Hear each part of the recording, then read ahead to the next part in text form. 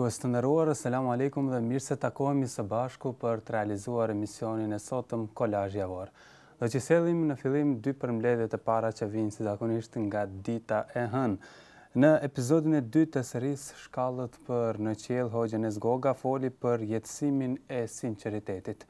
Ai tha se nëse një vepër bëhet me sinqeritet, asaj shtohet shpërblimi shumë i madh, ndërsa Hoxha Nisrama këtë javë foli për respektin dhe edukatën ndaj prindërve. Ai tha se në momentin kur prindrit kërkojnë ndonjë shërbim prej nesh, duhet ta kryejmë menjëherë atë. Ndërkaq për prindrit tha ai se duhet ata të njohin kufit e kompetencave të tyre. Thot Allah subhanahu wa ta'ala, mathalu alladhina yunfiquna amwalahum fi sabilillahi kamathali habbatin.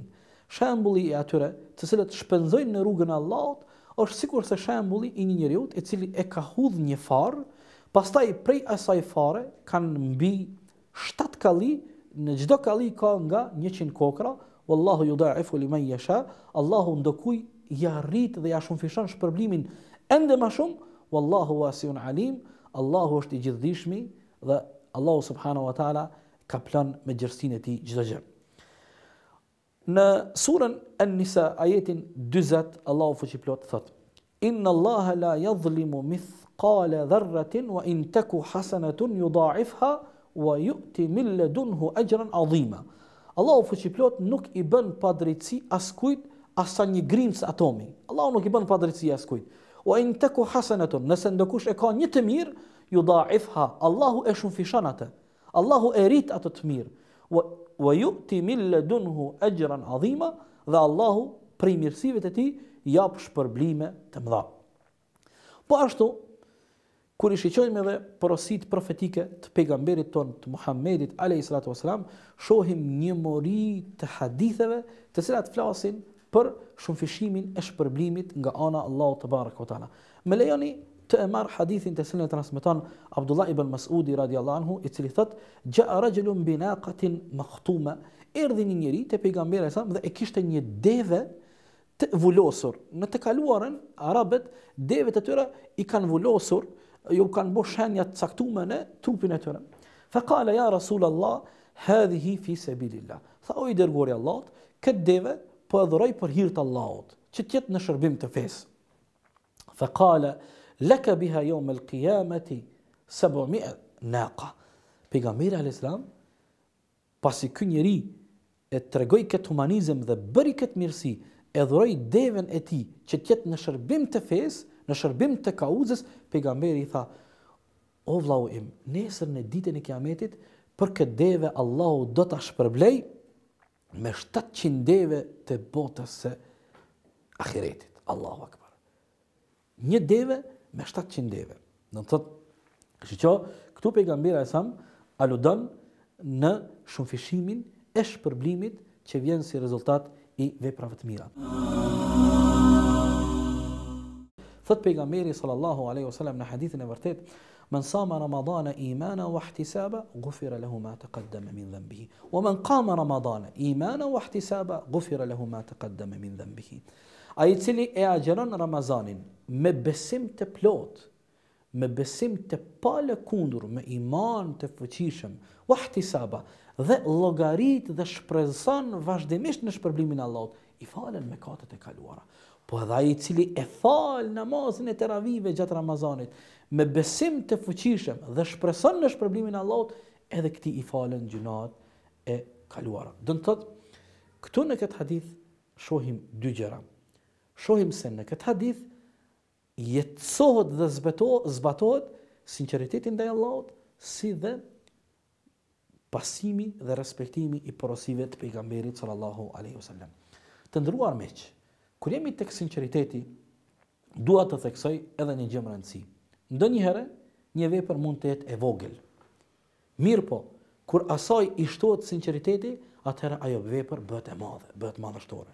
Do të thotë, sinqeriteti e ka edhe këtë efekt. E ka edhe efektin që veprat e vogla i bën vepra të mëdha. Veprat me pak cilësi i bën vepra me shumë cilësi dhe me shumë vlerë.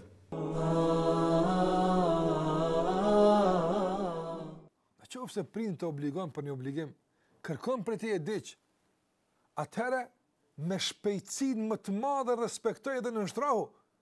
Këse nëse i thua nuk mundem, e bëj ma vonë, dhe për këtë fjalë shqetësohet prindit, ke bo gjuna të madhë.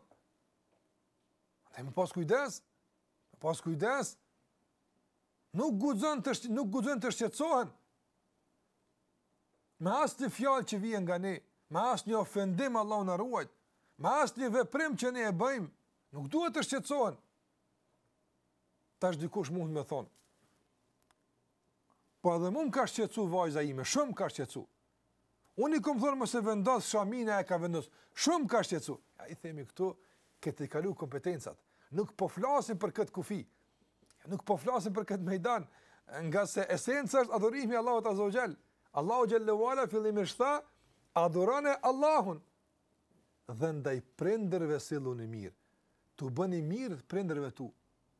Po, i bëj mirë maksimalisht, deri sa kjo mos të prek në kufit e ligjit të Zotit Xhalla Xhelaluhu.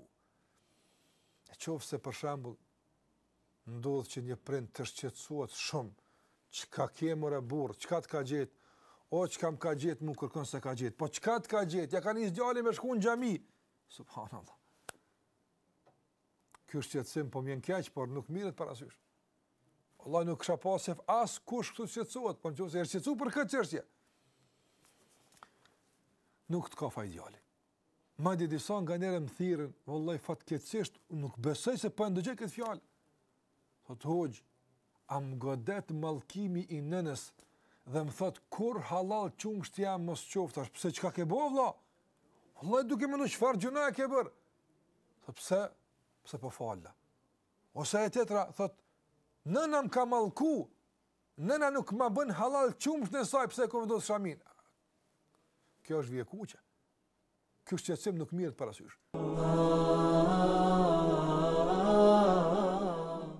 Duaja ka ndikim të madh që me lejen e Allahu xhallahu ala të na largojnë shumë fatkeqësi dhe shumë të këqija, por nganjëherë kur Allahu vendos me ndodh diçka, ajo do të ndodh. Ajo do të ndodh. E çfarë bëhet me lutjen tonë? Nuk shkon hoq lutja jon. Nëse jemi lutje mos na godet ndonjë keqe. Dhe prap na ka godit, di se këtu ka hajër.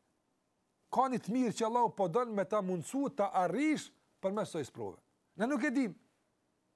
E lutja që e kom buku shkoj, e lutja nuk shkon hoq. Ose Allahu xhallahu ala të ka rujt, sa e fatkeqësi që të ka godit, ka pas mundësi me kon shumë më e vështirë, por të ka godit minimumi i saj, nësa pjesën e mbetur e ka largu Allahu për shkak lutjes tënde. Dhe këtu nuk të ka shku duaja hoq. Se na nuk e dim sa ka pas me na godit, na nuk e dim. Dhe në qoftë se kena bo dua dhe prap na ka godit diçka, dije se të ka godit minimumi asaj që të ka godit, nga se ka pas shumë më tepër me të godit, por Allah e ka largu për teje. Ose të ka godit, te ke lutë Allah në xhallahu ala që kjo mos më të godit, por të ka godit. E duaja ku shkoj? Nuk shkon hoq. Ku ka shku? Ka pas mundësi me të godit diçka më e madhe, tjetër çka, jo na çetelu, diçka ke tjetër. Dhe Allah e ka largua atë për shkak lutjes së të skadit Allah me lut, Allah ato më ta largu. Sa kot këqija që na rrezikojnë, na nuk dim. Na nuk dim. Dhe nuk dim me lut Allahun që ato më na largu. Andaj Allahu na i largon, na duke lut Allahun që mos më na godit kjo na godet. Themi çonë lut apo të goditi. Po kjo të ka godit se ka pas mos i kjo mos më të godite me to diçka shumë më e rënd. Me harru këtë që ke bëu lutje për të. Allah nga rahmeti ti, nga mëshira e vet, apo ta jep ato që është më e mira, apo më pak e dëmshme për ty për shkak të lutjes që ke bërë ti. Andaj lutja nuk shkon kur hoq. Dhe e treta, ta ruan Allahu xhallahu ala për ditë gjykimin me shpërblim për këtë lutje. Andaj nuk shkon lutja hoq kur, mos mendo keq për Allahu xhallahu ala, por mendo mirë se nëse pas lutjes të ka godit diçka, dije se duaja e ka zbe shumë, përndryshe mungesa e lutjes kish më shkaktuar me ngjatë diçka edhe shumë më rëndë dhe shumë më fatale për ty. Hoxh Talha Kurtishi të martën foli për kohën në Kur'an dhe Sunet. Ai tha se njeriu më shumë në ditët e sotme e vlerëson paran se sa kohën. Gjithashtu përmendi edhe hadithin e pejgamberit Muhammed alayhis salam që flet për kohën.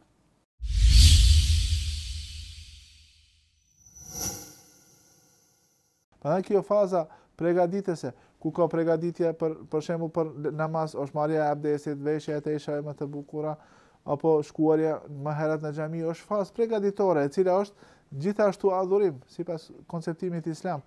Por në këtë moment, ajo që është shumë e rëndësishme, është që këtë vepër që do ta bëjmë në një kohë të caktuar, ta zbukurojmë jo vetëm nga aspekti formal, duke e bërë veprën në mënyrë të duhur dhe në mënyrë ashtu siç e ka lehtësuar Allahu subhanahu wa taala, por ta zbukurojmë me zbukurimin apo ta stolisim me stolin më të mirë ajo është që ajo vepër të bëhet sinqerisht për hir të Allahut subhanahu wa taala. Sepse nëse ajo vepër nuk është bërë për hir të Allahut subhanahu wa taala dhe ka pas qëllime të tjera, Allahu ditën e gjykimit do të thotë taraktuhu wa shirkehu, do ta braktisë atë njeri, do ta largon atë njeri dhe do ta asgjëson shirkun që e ka bërë. Prandaj faza përgatitore nga konceptimi islam i mënyrës se si ta shfrytëzojmë kohën e nënkupton që të mendojmë për qëllimin. Gjithashtu t'i bëjmë përgatitjet e duhura që adhurimi i duhur të bëhet në mënyrë të duhur dhe në kohën e duhur dhe në mënyrën e duhur, duke i vë theks të veçantë çështjes së niyetit. Çështjes së niyetit, sepse Allahu xhaleshanuhu nuk e pranon asnjë vepër illa ma kana mukhlisan li wajhihi subhanahu wa taala, përveç asaj vepre që është sinqert apo thjesht për hir të Allahut subhanahu wa taala. Kjo është një gjë që duhet ta ketë njeriu. Mendon për kohën, mendon se si ta shfrytëzon, se si ta mbush me adhurime, por vazhdimisht duhet ta ketë parasysh edhe këtë çështja e sinqeritetit, sepse nëse koha e kaluar nga aspekti i jashtëm duket se e ka kaluar në adhurim, në vepër të mirë dhe në nënshtrim te Allahu xhaleshanuhu, ajo nuk i bën dobi nëse nuk është sinqerisht për hir të Allahut subhanahu wa taala. Pas kësaj vjen koha produktive apo koha ku njeriu e zbaton atë vepër që e bën. Do të shikoni, disa dietarë kanë thënë se më mirë është të kalon më tepër kohë në fazën kreative, në vlerësimin e veprave dhe kohrave se kur është më e përshtatshme që ti bën.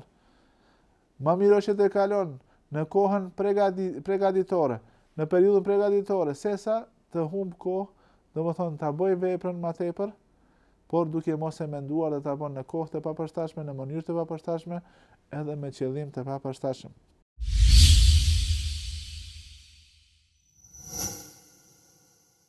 Pejgamberi sallallahu alaihi wasallam ka thënë edhe këtë hadith e kemi cekur edhe më herët, ni'matani maghbunun fihi ma kathirun min an-nas as-sihhatu wal-faragh. Domethënë çështje në dy begati janë të mashtruar shumica e njerëzve apo shumë nga njerëzit. Ato janë as-sihha, është shëndeti, edhe koha e lirë, koha ku njeriu nuk është i angazhuar. Prandaj përsëri po e them atë që e thash edhe më herët, se njeriu i cili është tregtar, me siguri se mundohet në çfarëdo mënyrë, në çfarëdo mënyrë që jepet, që të pengon mashtrimin e tij. Ndërsa për çështjen e kohës, Allahu xhaleshanu tregon se shumica e njerëzve janë të mashtruar me gbunun fihima, edhe janë të mashtruar edhe për çështjen e shëndetit. Gjithashtu, koha është edhe përgjegjësia e madhe. E përmendëm hadithin në emisionin e parë se njeriu nuk do të lëvizë ditën e gjykimit derisa të mos pyetet për 4 gjëra. Për jetën e tij, se ku e ka argjitur, për rinien e tij, ku e ka kaluar, për pasurinë se si e ka fituar dhe ku e ka shpenzuar, edhe për diturinë çfarë ka vepruar me atë që e ka mësuar. Vazhdojmë kolazhin javor duke qëndruar edhe më tej në ditën e martë për të sjellë 2 përmbledhje të radhës. Në emisionin Duke kërkuar përgjigjen, këtë javë biseduam me Hoxhën Alaudin Abazi, sigurisht që kishim pyetje interesante. Një shikuese pyeti se ai lejohet martesa me një musliman jo shqiptar. Ndërsa tema dëlirësia me përmendjen e Allahut xhaleshanuhu ishte pjesë e trajtimit në emisionin Dëlirësia që e sjell Hoxh Ahmed Kalaja.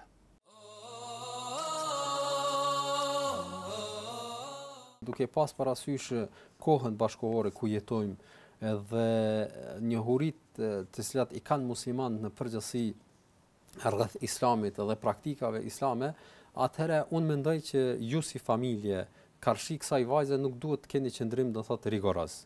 Për arsye se kjo nuk krijon do thonë ndonjë pozitivitet që ju të ndikoni tek ajo, e kundërta mund të ndikojë do thotë negativisht më shumë. Për arsye se çështja e bojkotit, do thotë që në gjuhën arabe quhet al-hajr, ka do thotë parime dhe do thotë shumë do thotë analiza se kur duhet të aplikohet ky bojkot dhe kur nuk do duhet të aplikohej. Bojkoti dhe do thotë hidhrimi me një qof antar familjes apo me një musliman për shkak të ndonjë neglizhimi që ka në fe apo edhe për shkak të ndonjë veprimi jo të mirë dhe qoftë edhe ndonjë mëkati të madh apo edhe themi kushtimisht refuzimit të islamit, qasja e hexhrit ndaj këtij personi, bojkoti ndaj këtij personi i nështrohet shumë rrethanave të kohës dhe shoqërisë se ku jeton apo ku dëshirojmë ta realizojmë këtë bojkot. Duke pas parasysh kohën bashkëkohore neve sot dhe këto njohuri të cekta karshi islamit që i kanë muslimanët, një veprim që një vajzë martohet me një krishter apo një veprim që dikush do thotë ta bëj ndonjë ndalesë në islam, s'po them se është normale, por është një veprim që mund të pritet për shkak të thotë të këtyre njohurive. Prandaj nëse ju e realizoni do thotë bojkotin dhe refuzoni që ajo t'ju vizitojë dhe i ndërprerni të gjitha raportet, nuk flas nga aspekti i mbajtjes së marrëdhënieve farefisnore, mirë po nga aspekti i vet situatës, ju mund të ndikoni më negativisht në këtë qasje për faktin se ajo tash merr një qendrim gjithashtu negativ ndaj juve dhe me këtë së bashku mund të merr qendrim negativ edhe ndaj islamit dhe muslimanëve në përgjithësi dhe me këto paragjykime ai të largohet edhe më shumë nga feja. E përgëzojmë do thotë këtë shikuese që mundohet në të gjitha format posaçërisht në perëndim që të jetë respektues dhe e ka për bazë edhe mendimin, opinionin e familjarëve të prindërve dhe kjo është një veprim që unë për vete më duket se është do thotë një gjë e mirë dhe e përgëzoj për këtë punë. Kurse çfarë do të ishte e drejtë të veproni, edhe ne themi se nuk është e ndaluar që besimtarët të martohet me ndonjë besimtar tjetër, do thotë në ndonjë komunitet të ndonjë nacionalitet tjetër, përderisa ai do thotë e ka të njëjtin përkatësi fetare, për arsye se këtu krahas do thotë asaj lloj-llojshmërisë gjuhës apo nacionalitete, domthonë afërsia në fe do thotë e të kalon do thotë edhe këto lloj-llojshmëri të cilat mund të kenë do thotë në mesvete ata. Prandaj asun nuk e shoh do thotë se është do thotë problematike kjo, mirë po edhe çësia e prindërve deri diku është e arsyeshme, për arsye se ndoshta prindrit i masin gjanat pak ma shumë, ma holl se sa një vajzë 22 vjeçare e cila si duket është prekupu do thotë me deri diku do thotë edhe me dashuri do thotë me atë djalë, prandaj edhe prindrit si thash pak më herët i masin gjërat pak më shumë dhe i kanë apo i qesin para vetes ato dallime që mund të kenë do thotë edhe nga aspekti i gjuhës, edhe nga aspekti i fëmijëve të cilat kanë ndoshta prindrit kanë dëshirë që të kthehen në Kosovë pas një kohe dhe nëse nuk realizohet do thotë martesa e kësaj vajze me një pjesëtar do thotë me një shqiptar, atëherë mundësia që ajo të kthehet në vendlinje është do thotë zero. E gjitha këto i qesin para vetes.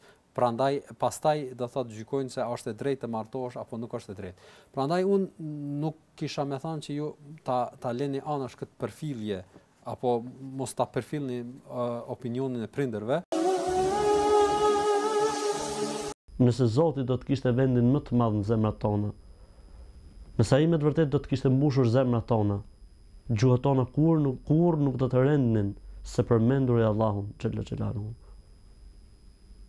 E një zemër e mbushur me Zotin, e lidhur me Zotin, që e përmend Zotin, padyshim që do të pastrohet nga çdo lloj papastërtie, nga çdo lloj pislliku, nga çdo lloj gjëje që mund ta marrë zemrën peng, apo mund vendosi perde ndërmjet saj dhe përjetimit të mrekullive të Zotit, që Zoti na i ka dhënë nëpërmjet kësaj feje të bukur dhe madhështore. Allahu xhalla xhelaluhu në Kur'an kur flet për njerëzit e tij të zgjedhur, thot: "Tatajafa junubuhum anil madaji'i yad'una rabbahum khawfan wa tama'a wa mimma razaqnahum yunfiqun fala ta'lamu nafsun ma ukhfiya lahum min qurrati a'yun jaza'an bima kanu ya'malun." Trupat e tyre largohen natën nga shtretërit, i lutën Zotit, i falen Zotit. Allahu xhalla xhelaluhu diku tjetër në Kur'an na tregon se kanu qalilan min al-layli ma yahja'un wa bil ashari hum yastaghfirun. Natën, disa kohë të natës i linin për të mos fjetur, pra rinin zgjuar. Dhe në kohën e syfyrit, në kohën e fundit të natës, i kërkonin falje Zotit xhalla xhelaluhu. Për këtë arsye dhe Zoti i Madh kur flet për besimtarët e vërtet, tregon se kur përmendet Zoti më rolen, qetësohen. Mënyra më e mirë për ta qetësuar zemrën dhe shpirtin dhe për ta pastruar përmendja e Zotit. Ela bi dhikrillahi tatma'innul qulub. Me përmendjen e Zotit qetësohen zemrat dhe shpirtrat.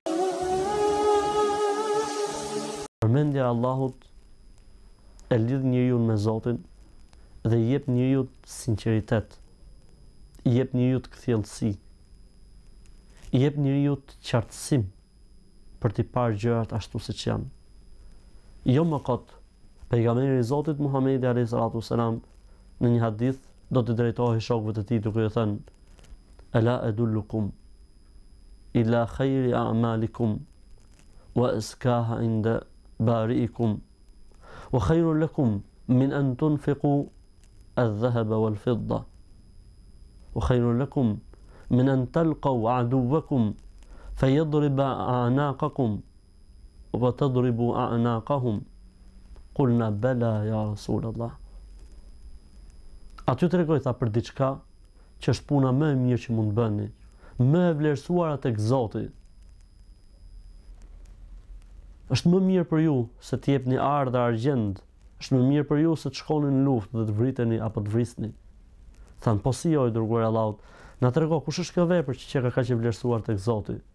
Profeti sallallahu alajhi wasallam përgjigjet duke thënë: "Dhikrullah", përmendja e Zotit.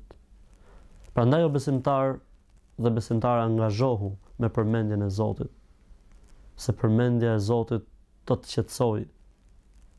Do ta qetësoj zemrën, do ta qetësoj shpirtin, do ta rrisë besimin dhe do të ndihmojë që të shohësh gjërat ashtu siç janë. E mos harro se ai që e përmend Zotin xhalla xhelaluhu rrethohet nga një grumbull krijesash, të cilat janë shumë përmendës të Zotit xhalla xhelaluhu. Shikues të nderuar, po shoqëroheni me emisionin Kolazhi Javor, ndërkaq që në vazhdim është një përmbledhje tjetër. Të mërkurën në emisionin Kam një problem është inkuadruar një shikuese e cila në mënyrë të drejtë për drejtë shpalosi në hollësi problemin e saj të kahmotshëm, por që ditëve të fundit është zmadhuar.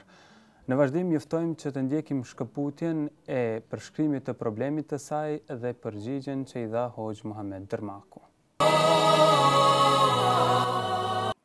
Mirë mrama, po.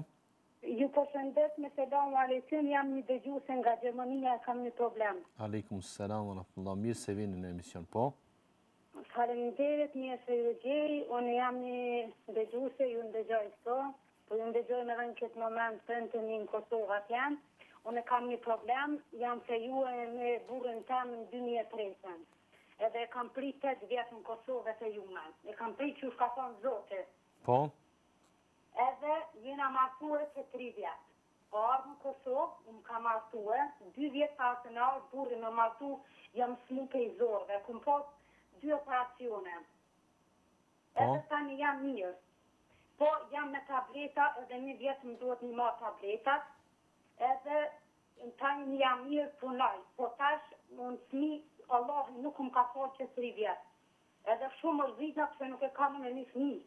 Po tani fjallë qëto, fjallë në Kosovë, të thonë ajo e smut, ajo me barë, në kështu që burri që 2 javë ka ikë, asë nuk më ka thonë Asë një fjallë nuk më ka thonë, asë nuk më ka thirë, asë nuk më ka lajmu, dhe që më ka donë shkatu që unë e tarë më stëmuj me me shtatë gjanë. Mendoni ka ikë, ku është atje në Gjermani, diku? Nuk e din që lënden ka ikë që 2 javë nuk më ka lajmëru, edhe këtu jam jetë vetëm. Dhe i zotin se s'kam kërkan. Në rregull, në rregull. Punoj, ka 8 orë, punoj falna, inshallah zotin në man, edhe Atëherë, gjersa punon ju sigurisht dhe gjuhën e dini, apo? Po, gjuhën e dini, Keni lajmëruar rastin në polici? Ja, nuk e këm lajmëru rastin në polici, asë dhe zotit ja këm lanë. Edhe të fret, nështë ta këtehet, nështë ta e vjetë i shman, e dinë se qka ka ka. Motër, pyetja ime është, ku keni konstatuar se ai ka ikur nga ju? Apo më zvallë ndoshta... Po, kam konstatuar në prioritezës vetë. Po?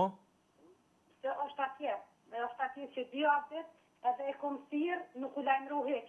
I kom shkruar SMS, nuk u lajmëru heq. One asë një këtje që nuk ja kom bërë. Kur pa gjejën e ti, nuk e kom qelë derën e banisës me dalë. Kur pa gjejën e ti, unë nuk kom tentu kur gjë me bo. Kur pa kona i knaqën, unë nuk e kom bo asë një gjë. Në rregull gjithë shka është e qartë tani më. Edhe kisha dasht me di qysh kishe edhe pruë, qysh mëj me dhe pruë në këta stet, gjithë të bujti që i kom ba, në qërshoj i bëj 19 vjetë që jam e ta, edhe me ikë kështo, më lanë në dvajt huj. Të ketë frikë Allahun, sepse kur e ka martuar, e ka marrë me lejën e prindit dhe familjes saj. Ata ja kanë besuar bijën e tyre dhe motrën e tyre që ai të kujdeset atje rreth 2000 kilometrave larg vendlindjes së saj. E tash, ai në mënyrë qyqare dëshiron që t'i jap fund martesës dhe lidhjes së tij me atë grua, duke shkuar tek tezja. Kjo në fakt është tejet e papranueshme. Është jo njerëzore, është jo islame, është e pa kurfar koncepti njerëzor, pra jo fetar, por edhe human jo.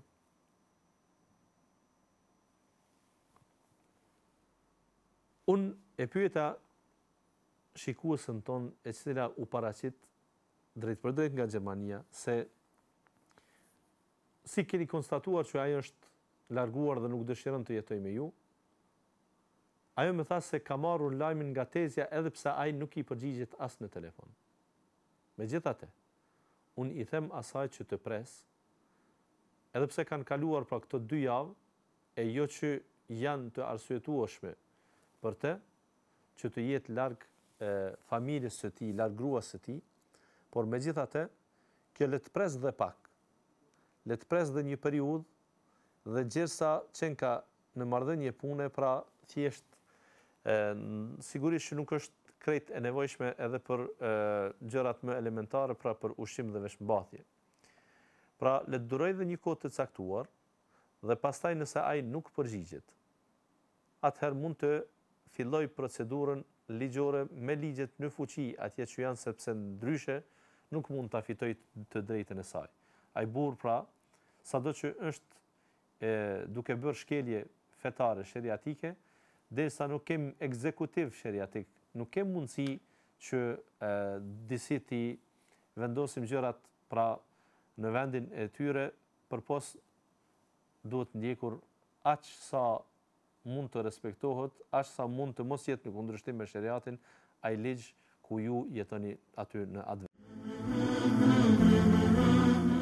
Hoxh Mustafa Tërniqi në emisionin e së ejtës Edukata që na duhet ka folur për respektin ndaj mysafirëve. Ai citoi Muhamedit alayhis salam të ketë thënë se njeriu kur ka të drejta dhe detyrime ndaj fëmijëve të afërmve dhe mysafirëve. Të ndjekim këtë përmbledhje. Pejgamberi alayhi salatu wasallam i thot: "Wa inna li dayfika alayka haqqa." Vërtet dhe miku dhe mysafiri yt për atë ti ke detyrime, ose ai ka të drejtat e veta karshiteje. Për shembull, vjen një mysafir, vjen një mik në shtëpinë tënde dhe ti i thu mikut, shko rri aty në një qoshe, ulu në një vend aty, sepse faleminderit që më erdhe dhe më vizitove, ulu aty se unë do shkoj të adhuroj Allahun xhelle xhelalu. Ose ha buk ti, sepse unë jam i agjërushëm.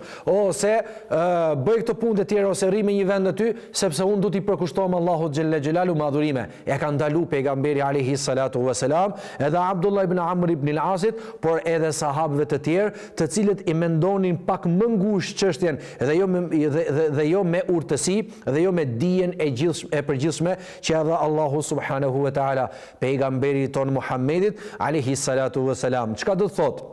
Të gjithë krijesat, duke filluar vetvetja e njeriu për njeriu vet, kanë të drejta dhe ne kemi detyrime ndaj tyre. Kemi detyrime ndaj familjes tonë, kemi detyrime ndaj vetvetes tonë, kemi detyrime ndaj komshive tanë, kemi detyrime ndaj muslimanëve në përgjithësi, kemi detyrime ndaj mikut i cili na vjen si mysafir, temë të cilën vet Imam Buhariu do të na servir dhe do të na tregojë urtësinë e saj. Pra, përveç këtyre gjërave madhore që janë përmendur në hadithin e pejgamberit alayhi salatu wasalam, profeti sallallahu alaihi wasallam i drejtohet Abdullah ibn Amr ibn al-Asit, i cili thotë: "Wa inna li dayfika alayka haqqa." Vërtet dhe për mikun apo mysafirin që të vjen në shtëpinë tënde, ti ke detyrime dhe ai ka të drejtat e veta kundrejt teje o njeri, andaj mos u tregoj gjoja se je kaq i devotshëm dhe kaq i përkushtuar te Allahu xhalla xhelalu, edhe mikun e lën atje në një qoshe, duke thënë rri aty tash sepse unë do të shkoj dhe të adhuroj Allahun subhanahu wa ta'ala. Ashtu kemi dhe raste të ndryshme kur sahabët e pejgamberit alayhi salatu wasalam në prezencë të pejgamberit sallallahu alaihi wasallam kanë thurur dhe kanë improvizuar vargje të ndryshme, kanë ardhur me poezi të ndryshme dhe pejgamberi alayhi salatu wasalam jo vetëm që nuk i ka sulmu, por i ka pritur mirë dhe i ka lavdru. Për shembull kemi rastin e njëri prej sahabët pejgamberit alayhi salatu wasalam që në njërin prej luftave pejgamberit sallallahu alaihi wasallam thot: "Allahumma laula anta mahtadina." O Zot, po mos ishe ti ne nuk do të udhëzoheshim. Thot: "Wala tasaddaqna wala sallayna." Po ashtu nuk do të jepnim sadaka dhe nuk do të faleshim. Edhe vazhdon poezia, duke thënë: "O Zot, na fal gjunahet tona, na i forco këmbët tona, sa herë që ne të takohemi me armikun, edhe na sill ne në shpirtin tonë, në zemrën tonë, na hidh qetësi, pra të qetësohemi, mos jemi njerëz të çrregullt, mos jemi njerëz që vuajmë nga jo qetësia shpirtërore." E rëndësishme, të gjitha këto gjëra sahabiu i tha në vargje dhe pejgamberi alayhi salatu wasalam thot: "Men hadha as-sa'iqu?" Kush është ky që i thot këto fjalë? Kush është ky që po vjen me këto fjalë? I thanë: "Është Amir ibn al-Aqwa." Ai është një person që quhet Amir ibn al-Aqwa. Atë i thot pejgamberi alayhi salatu wasalam: "Yerhamuhullah." Allahu e mëshiroft. I bëri lutje që Allahu ta mëshirojë atë njeri i cili erdhi me këto vargje kaq të bukura, me këto vargje kaq të mira që vërtet bëjnë dobi tek njerëzit. Në vazhdim do të sjellim dy përmbledhje tjera që vijnë gjithashtu nga dita e ejtë. Hoxh Agim Bekiri në emisionin Imuniteti besimtarit tregoi se si besimi e ushqen zemrën. Ai mori shembullin se si zbardhet dhe si prishet apo nxihet zemra e njeriut. Ndërsa në emisionin O Birim, Hoxh Uthman Agolli na solli një temë tjetër. Ai foli rreth namazit si shtyllë e Islamit, ndërkaq tregoi se si duhet të nxitur fëmijët që të falin namazin.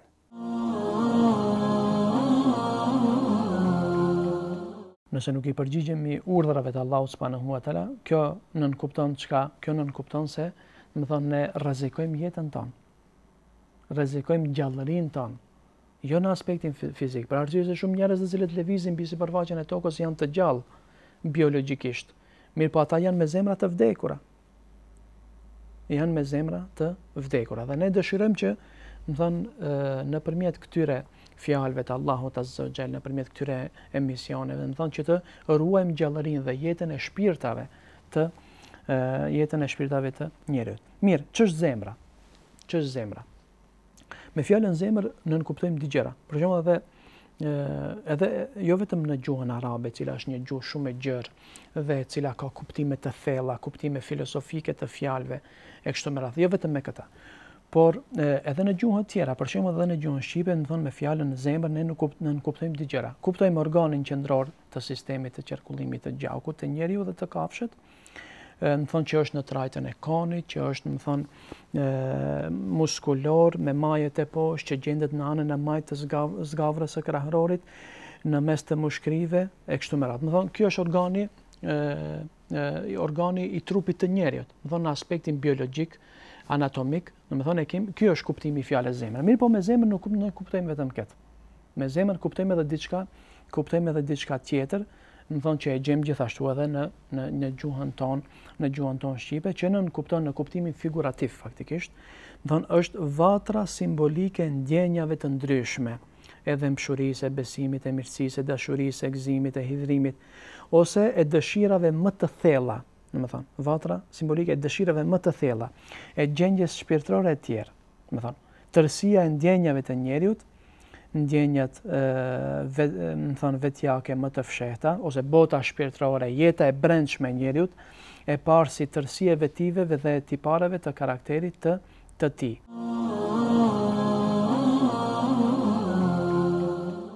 Kur fillon dhe përmirësohet zemra, pastaj zemra do të jep urdhna të mirë gjymtyrëve. Në më thonë, ndikimi është reciprok. Më thonë, ti e bën një punë të mirë, e përmirëson zemrën. Zemra pastaj urdhnon gjymtyrë që të vazhdojnë të bëjnë punë të mira. Dhe nuk ka mundësi me pas zemër të shëndosh pa punë të shëndosha. Ashtu siç nuk ka mundësi me pas, më thonë, punë të shëndosha pa zemër të shëndosha. Më thonë, janë të ndërlidhura. Njëra ndikon të tjetrën. Si ka thënë pejgamberi sallallahu alaihi wasallam në një hadith, më thonë që e shpjegon në mënyrë shumë të qartë. Njeriu kur bën një mëkat, në zemrën e tij bëhet një pikë e zezë. Kurse kur bën njeriu një vepër të mirë, në zemrën e tij bëhet një pikë, më thonë në zemrën e tij bëhet një pikë e bardhë. Dhe kjo ka mundësi pasaj të shtohet. Më thonë, prej pikave të shumta të zeza mund të kthehet, Zoti na mbroft të gjithëve. Mund të kthehet zemra, do të thonë në një, do të thonë të nxihet tërësisht, ose prej punëve të mira të zbardhet. Pastaj kur të zbardhet zemra tërësisht, nëse bën vazhdimisht punë të mira, vazhdimisht ndonjëherë ndoshta nuk jemi në gjendje, nuk kemi disponimin për të bërë një vepër të mirë, për të zbatuar një urdhër të Zotit, të Kur'anit, të pejgamberit sallallahu alaihi wasallam. Mirë, po ne duhet ta detyrojmë vetveten që të bëjmë punën e mirë, në mënyrë që kjo t'i kthehet pozitivisht zemrës. Dhe ta zbardhojmë zemrën tonë. Dhe ta zbardhim zemrën tonë. E jo siç mund të ndodh e kundërta, që është më thonë një situatë shumë e vështirë ku dal nga dal zemra nxihet dhe pastaj më thonë krijohet një barierë mes njeriut dhe zemrës së tij. Pastaj këshilla nuk ndikon. Pastaj më thonë e mira nuk zë vend në atë, më thonë nuk zë vend në atë zemër. Pra thot profeti sallallahu alaihi wasallam, urdhërojini fëmijët tuaj për namaz dhe kur të bëjnë 10 vjet, detyrojini ata, madje ndonjëherë edhe fadribuhu dhe goditini ata me një goditje edukuese dhe ndajini nga shtrati. Pra kur të jenë moshën 10 vjeçare, ndahen nga shtrati meshkujt veç dhe femrat veç. Pra, kjo është një këshill e mrekullueshme edhe nga Allahu subhanahu wa taala, për të cilën na ka këshilluar dhe na ka urdhëruar profeti sallallahu alaihi wasallam. Fëmia duhet edukohet që në voglinë e tij me faljen e namazit. Ai edukohet me faljen e namazit që kur shikon prindrit e tij kur falin namaz. Dhe kjo bie ose kjo është konform edhe një porosie tjetër që thot profeti sallallahu alaihi wasallam, kur thot mos i bëni fëmijët, mos i bëni shtëpitë tuaja varreza. La taj'alu buyutakum maqabir. Pra mos i shndërroni shtëpitë tuaja në varreza, porse falni namazin në to.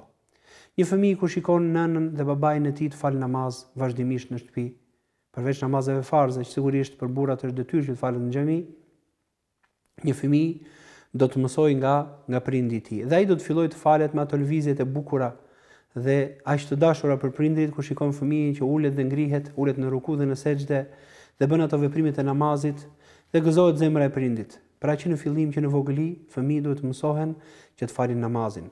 Namazi është shtylla më e rëndësishme pas dy shahadeteve, pra dy dëshmive të rëndësishme të Islamit. Dëshmia se nuk ka Zot tjetër veç Allahut që meriton të adhurohet dhe dëshmia se Muhamedi sallallahu alaihi wasallam është profeti i dërguar i Zotit.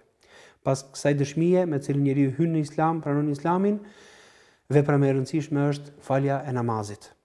Pra duhet që t'i urdhëron fëmijët me këtë detyrë të rëndësishme. Falja e namazit është detyra më e rëndësishme pas shahadetit, pra pas dëshmisë se ka një Zot vetëm dhe se Muhamedi është profeti i Zotit. Thot Allahu azza wa jall: "Wasbir ala ma asabak inna dhalika min azmi al-umur. Wa la tamshi fi al-ardi maraha." Dhe mos ec në tokë, domethënë me mendje madhësi. Inna Allaha la yuhibbu kulla mukhtalin fakhur. Dhe Allahu subhanahu wa taala nuk e do këdo që lëvdohet mukhtalin fakhur. Mukhtal është ai që lëvdohet me sjelljen e tij. Pra lëvdohet me mënyrën se si sillet dhe mënyrën se si, domethënë bashkëpunon ose bashkëvepron me njerëzit. Kurse el fakhur është ai që lëvdohet me fjalë, pra me fjalë, me lëvdata dhe me lloj fjalësh që lëvdojnë vetveten dhe nxjerrin në pah cilësitë e tyre që i konsiderojnë si të mira. Pra Allah subhanahu wa taala na urdhëron për çdo moral të mirë, të largohemi nga çdo fjalë e keqe, nga çdo veprim i keq dhe të mundohemi që edhe fëmijët tanë të edukojmë me një sjellje të tillë të mrekullueshme dhe me virtyte të tilla të larta. Pra, shkurtimisht, për ta përmbledhur atë që tham në këtë emision, Allah subhanahu wa taala urdhëron dhe na udhëzon që të edukojmë fëmijët tanë me faljen e namazit. Tu mësojmë atyre namazin rregullisht. Të mësojmë që ata të falin jo vetëm farzet, por të falin dhe sunetet. Madje të mësojmë dhe të falin dhe namaz nafile. Të mësojmë atyre një edukat të mirë të faljes së namazit.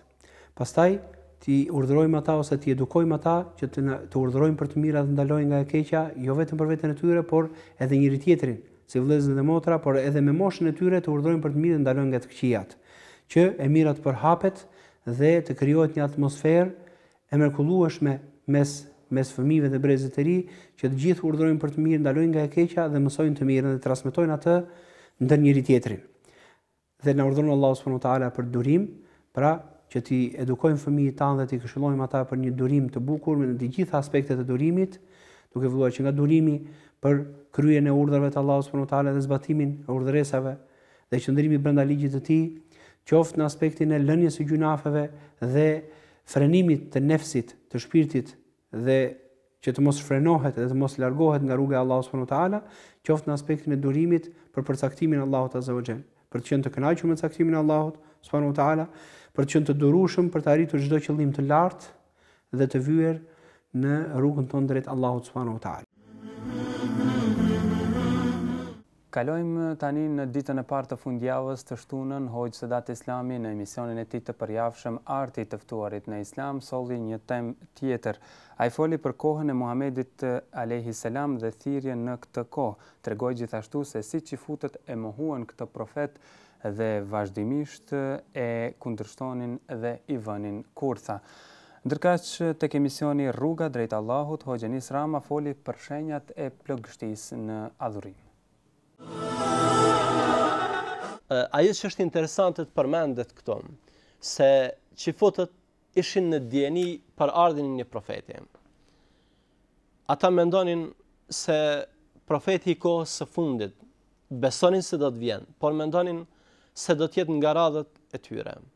Dhe duke qenë se nuk ndodhi ashtu, Allahu xhallahu ala dërgoi Muhamedit alayhi salatu wassalam jo prej qifutëve, por prej arabëve, kështu që ata morën një qëndrim armiqësor ndaj fesë së re, që në fakt ishte vetëm vazhdimsi e fesë qiellore, e fesë së Musait, e fesë së Isait alayhi salam. Allahu na tregon në Kur'an në famlart e thot: "Falamma ja'ahum ma 'arafu kafaru bi." E kur ju erdhi atyre profetit cilin ata në fakt e njohën, ata për shkak se nuk ishte prej tyre, vendosën ta mohojnë, kefarun, fala'natullahi 'ala al-kafirin, andaj mallkimi i Allahut qoftë mbi ata të cilët mohojnë. Pra, qifutët e njohën Muhamedit alayhi salam, mirë po që nga fillimi, që nga momentet e para, ata morën këtë qëndrim, këtë pozicion armiqësor, duke jo vetëm duke mohuar Muhamedit alayhi salatu wassalam, por edhe duke i vënë kurtha, intriga e madje edhe duke e luftuar.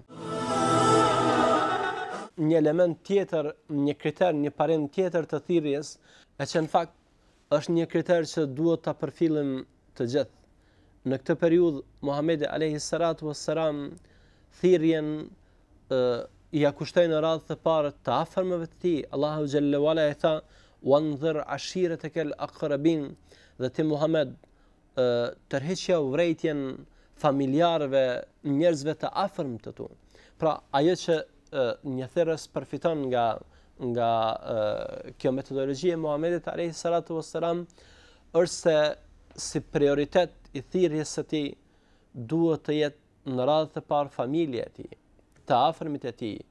Aty ose atje ku duhet të fillon misionin e tij janë pikërisht rrethe, janë shtëpia, janë fisi, janë fshati, janë qyteti, pra duhet të fillon nga vendi i tij, duhet të fillon nga të afërmit e tij, nga familja e tij. Në këtë periudhë Muhamedi alayhi salatu wassalam edhe adhurimin, edhe lutjet për Allahun xhallahu ala për shkak të frikës nga reagimet e mundshme i bënte fshehurazi. Por sigurisht kjo periudhë nuk do të zgjatë shumë. Për arsye se Allahu xhallahu ala do ta urdhëron Muhamedit alayhi salatu wassalam që këtë fe që ka shpall për njerëzit, tashmë që në një farë forme është vënë edhe një lloj themeli i saj, do ta urdhëron që t'ua kumtoj njerëzve. Nuk ka arsye më që feja të mbahet fshehurazi.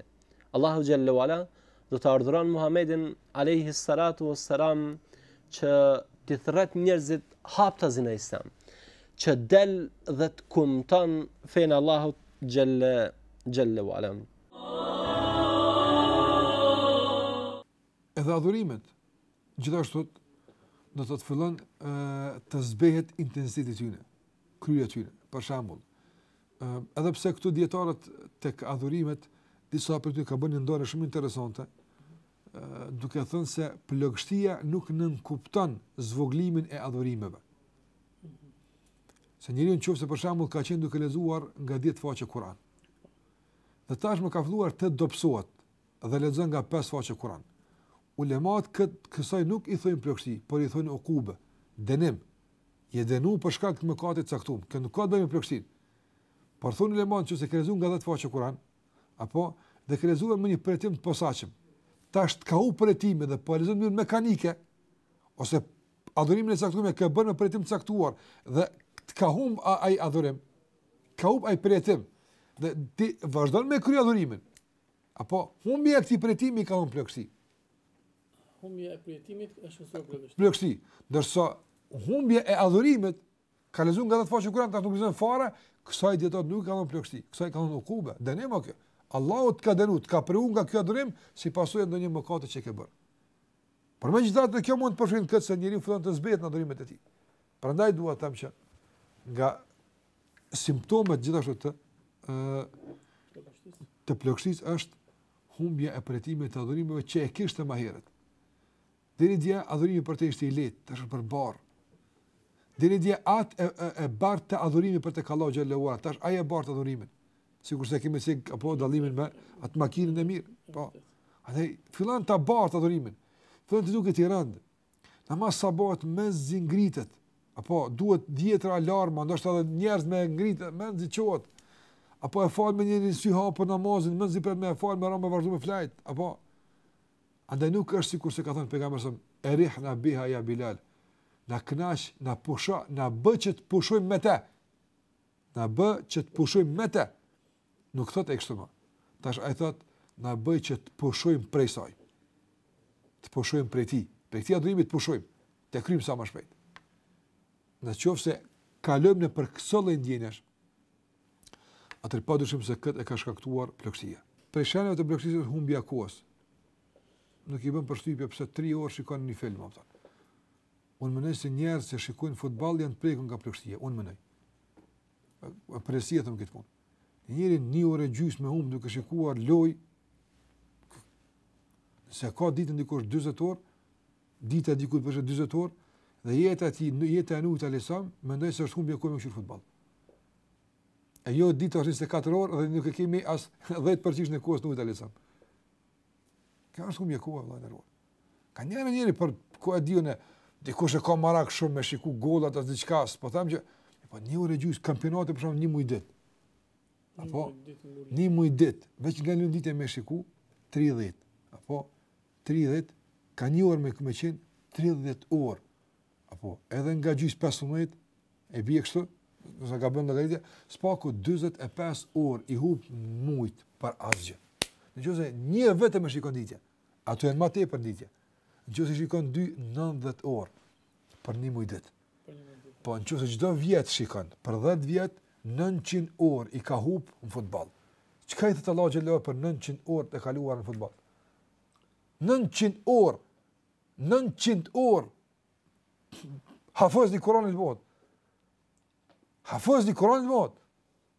900 orë.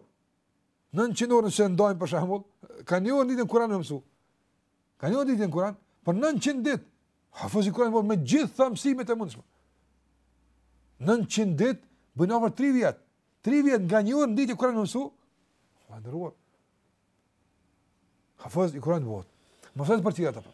Për të përse folëm për futbollin që thashë, kjo është mirë hoç, që po bëjmë për shohim futboll. Imagjino programe të cilat janë çedukuese sot që përharxojnë Allahu na ruaj. Familjar me fëmijët e tyre, në këtë Allahu na ruaj. Në gjunave dhe në çedukim. Kjo është më e keqe. Jo, un po flas se qëra, ata që shikojnë për shembull emisione çedukuese ose shikojnë emisione të dyta, apo ata e din pak që janë të bëkeq. Unë po kam frikë, unë po kam frikë se çështja, për shembull futbollin për shembull, apo ka marrë për masa dhe është duke u arsyetuar fetarisht me hadithin 1 orë kështu, 1 orë ashtu, apo kupton? Andaj dua të them që të jemi të kujdesshëm. Mos ta humbim kohën. Qase humbja e kohës është shenjë e drejtë për drejt, simptom i qartë se jemi të prirur nga plagësia. Të shtunën gjithashtu është mbajtur emisioni 2 me radhë nga tregimet kuranore, me çrast Hoxha Omer Berisha na solli tregimin për Hudin. Hoxha tregoi për dënimin që u dha Allahu popullit të cilët e refuzuan thirrjen e Hudit që bëri thirrje në Allahu një dhe të pashoq. Përkujtojeni se si Allahu e dërgoi Hudin, e dërgoi tek Adi, vëllain e tyre Hudin. Po për çfarë e dërgoi? Për çfarë e dërgoi bashkë prej popullit të tij e jo nga ndonjë popull tjetër? Mu për atë qëllim sepse ata e njohin më së miri. Ata kanë besim në ata më shumë. Ata e dinë se që ai është i sinqert ose jo. Ata e njohin a është i mirë ose jo. E njohin sjelljen e tij. E njeriu në një popull ku njihet më së miri, sigurisht edhe fjala e tij do të jetë më e kapshme dhe më e besueshme tek njerëzit dhe tek bashkëkombasit e tij. Çfarë i tha Hudi popullit të vet? Çfarë u ofronte ai atyre? Në çka i thirrte ata? Allahu na e përshkruan këtë duke na thënë: "Qala ya qaumi ibudullaha ma lakum min ilahin ghayruh. Afala tattaqun?" Hudi ju thoshte atyre: "O populli im, adhurojeni Allahun, sepse nuk ka të adhuruar tjetër përveç tij. Afala tattaqun? A nuk po keni frikë për këtë që po bëni? A nuk po frigoheni? A nuk po i druheni dënimit të Allahut që ai t'ju dënoi për shkak të adhurimit që pja bëni dikujt tjetër e jo Allahut, ndërsa qëllimi i krijimit tuaj është vetëm adhurimi i Allahut?" Atëherë njerëzit çfarë ju përgjigjen atij? I thanë: "Qala al-mala'u alladhina kafaru min qawmihi inna lanaraka fi safahatin wa inna lanadhunnuka min al-kadhibin." Atëherë paria e popullit të tij, të zgjedhurit e popullit të tij, të cilët ishin të gjithë jo besimtar, thanë: "Ne, o Hud, ne për ty mendojmë se ti je mendje lehtë. Ne të shohim ty si mendje lehtë. Edhe ne kemi përshtypjen ne supozojmë që ti je gënjeshtar, se ti nuk e flet të vërtetën. Ti je vetëm duke folë, ndërsa nuk je duke folë të vërtetën. Pra, këtu shihet qartë se populli Ad ishte popull me të vërtet i vrazhd edhe jo besimtar. Tregohet lidhur me dënimin, për formën e dënimit, thuhet në për disa lajme, në për disa transmetime, se ajo erë e fort, ajo erë e ftoft, u hinte nga goja dhe nxirrte prej tyre gjithë shka kishin, edhe u azbraste trupin, s'kishte në brendin e tyre asgjë, prandaj edhe rrëzoheshin. Në këtë formë Allahu subhanahu wa taala i la të përjetojnë dënimin e Allahut 7 ditë dhe 8 net. Edhe në momentin e fundit Allahu u amori shpirtin të gjithëve, vdiqën që të gjithë, edhe pastaj e pastroi tokën prej tyre duke i gjuajtur në det. Fa hal tara lahum min baqiya, a mendon se ndonjëri prej tyre mundet me gjallë? Fa asbahu la yura illa masakinuhum, thot Allahu në surën Ahqaf, thot dhe ndodhi që të mos kishe mundësi me pa asgjë tani më përveç vendbanimeve të tyre. Ata më nuk mbetën. Askush prej tyre nuk mbeti gjallë, askush prej tyre nuk mbeti me kundërshtue fjalën e Allahut edhe fjalët e pejgamberit të dërguarit të tij Hudit alayhi salam. Pas kësaj përmbledhje, shikues të nderuar, arritëm kështu në realizimin e përmbledhjes së fundit për këtë javë të emisioni Zëri i Arsyes. Kishim të ftuar një hoxh, mësues dhe pedagog që ishte Sabaudin Mahmuti nga Shkupi, me cilën folëm për mësuesin dhe arsimin. Hoxha na solli përvojën e tij më shumë se 30 vjeçare në emisionin ton. Të ndjekim këtë përmbledhje, shikues të nderuar. Po, mbarët prej personit, për mu ka qenë shumë e lehtë edhe ka qenë një kënaqësi shpirtërore, ajo mu gjithmonë më ka bën se me qenë mësues është punë e madhe. Është punë e madhe. Edukator, për pejgamberët, profetët, edhe nuk kanë qenë diçka tjetër përse mësues. Mësues të cilët i ka zgjedhur Allahu xhaleshanu që t'ia çon njerëzisë, ta arsimojnë, ta edukojnë. Atë është roli edhe i mësuesit. Kush do ta kryejnë këtë detyrë të profetëve? Mësuesit. Është një tash mësuesi është një dietar i cili në rend të parë mirret me arsim. A përndryshe, hadithi i pejgamberit sallallahu alaihi wasallam, el ulema'u warathatul anbiya, dietarët janë trashëguesit e profetëve, pejgamberëve, domethënë ata që kanë krij detyrën, që kanë krij profetët, çat detyrë prej tyre e kanë trashëguar dietarët. E tash në mesin e dietarëve ka dietarë që mirën konkretisht me arsim, që elhamdulillah më bën kënaqësi që unë të kem qenë një prej atyre 30 vite të moshës time i kam kaluar në arsim me nxënësit në përklasë.